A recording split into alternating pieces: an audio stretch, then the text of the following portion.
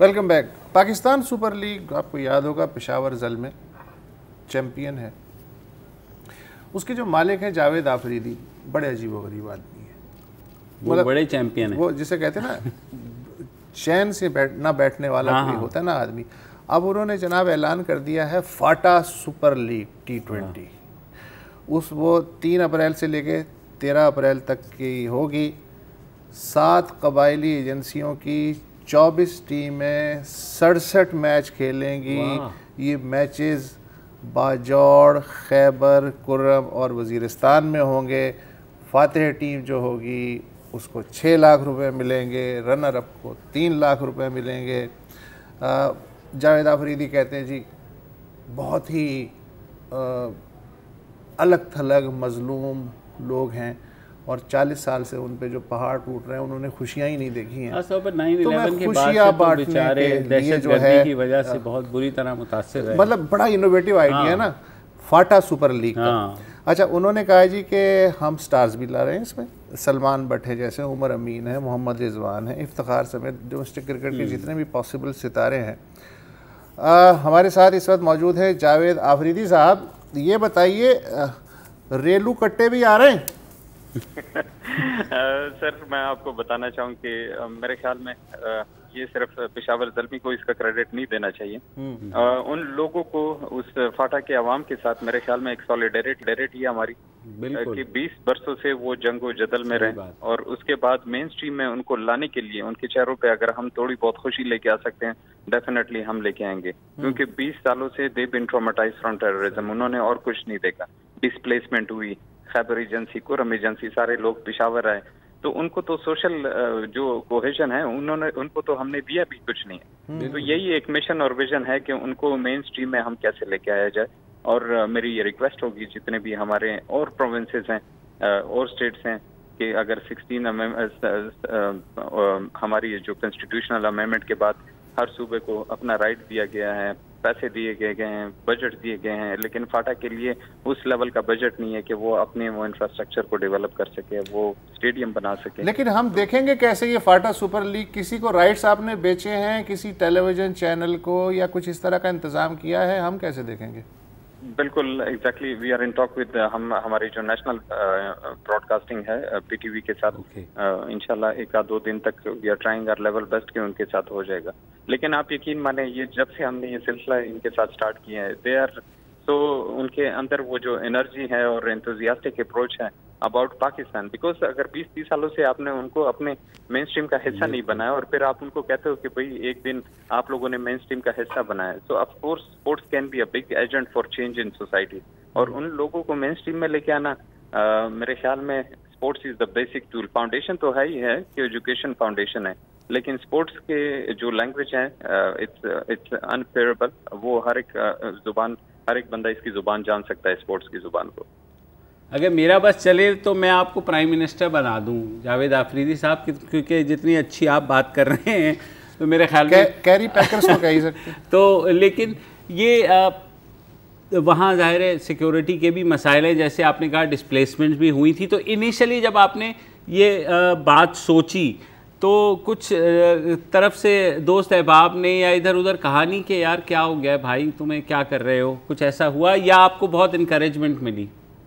سر ماشاءاللہ سے بڑی انکریجمنٹ ملی اور ہر لیول پہ انکریجمنٹ ملی. میں گورنمنٹ مشینری کی اگر بات کروں, انسٹیٹیوشنز کی بات کروں تو افواج پاکستان اور سیم ٹائم ہماری پولیٹیکل انتظامیہ ان لوگوں کی طرف سے, لیکن جو عوام کی طرف سے انہوں نے جس طریقے سے اس آئیڈیا کو اپریشیٹ کیا, آپ ایک جوش و ولولہ دیکھیں گے یہ 10 دنوں میں کہ فاٹا میں ان لوگوں کی جو سوشل کوہیژن ہوگی اور یہ مین سٹریم میں جب یہ آپ لوگوں کو نظر آئیں گے کہ فاٹا کا وہ ٹیلنٹ کہ وہاں پہ تو سر کوئی ٹیلنٹ وہاں پہ تو کوئی ہمارے پاس انفراسٹرکچر نہیں ہے کہ اس کا جو ایکچوئل ٹیلنٹ ہے وہ دنیا کو ہم دکھائیں. 20-30 سالوں سے ہم ایک میسج دے رہے ہیں اس علاقے سے کہ اگر وہ سینٹر آف گریویٹی جو ٹیررزم کی تھی اگر ہم بولیں تو اگر یہ 20 سالوں سے ہے تو وہ فاٹا کا ہے یا افغانستان اکراس دا بارڈر ہے. تو اگر وہ لوگ آئیں گے اور مین سٹریم میں یہ داخل ہوں گے تو you will see a definite change of time کہ 70% جو ہماری یوتھ ہیں وہ تو ہے فاٹا میں جو ہے وہ 70% یوتھ ہیں، اور ان کی انگیجمنٹ اگر امپاورمنٹ میں ہو جائے تو میرے خیال میں اس سے ایبسولوٹ آئیڈیا کیا ہو سکتا ہے. اچھا یہ پی ایس ایل میں کتنی ٹیمیں تھیں؟ 10 تھیں؟ نہیں پی ایس ایل میں 5 تھی نا. پی ایس ایل میں 5 اور یہ جو قبائلی ایجنسیاں ہیں ان میں 24 ٹیمیں، تو یہ کیا چکر ہے؟ 67 میچز.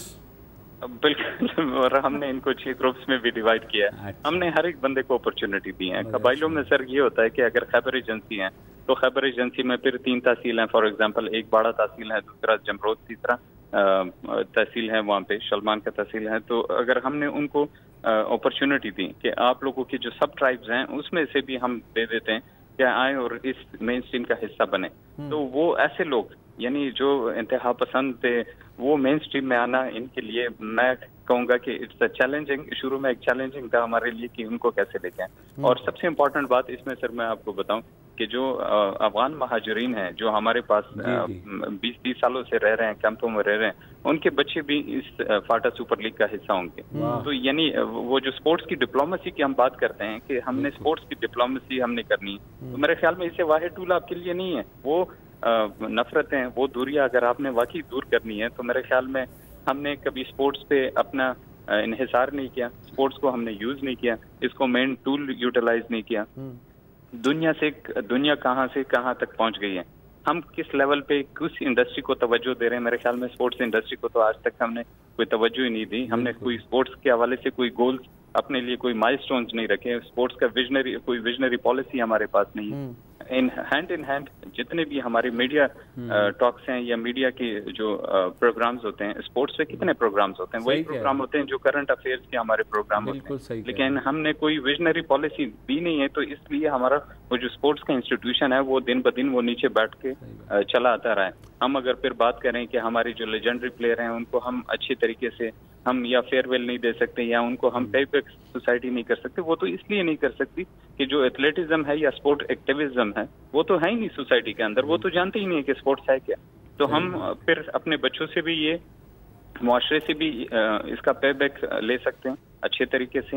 ایجوکیشن کے اندر بھی سولیڈیرٹی کی اگر ہم بات کریں سر کہ اگر واقعی ہم نے فاٹا کے لوگوں کے ساتھ سولیڈیرٹی کرنی تو اناؤنس کرنا چاہیے، شہباز شریف صاحب کو اناؤنس کرنا چاہیے، مراد علی شاہ صاحب کو اناؤنس کرنا چاہیے کہ وہ ایک گراؤنڈ کرم ایجنسی میں بنائے، وہ ایک گراؤنڈ خیبر ایجنسی میں بنائے. یہ ہوتی ہے سولیڈیرٹی کی بات.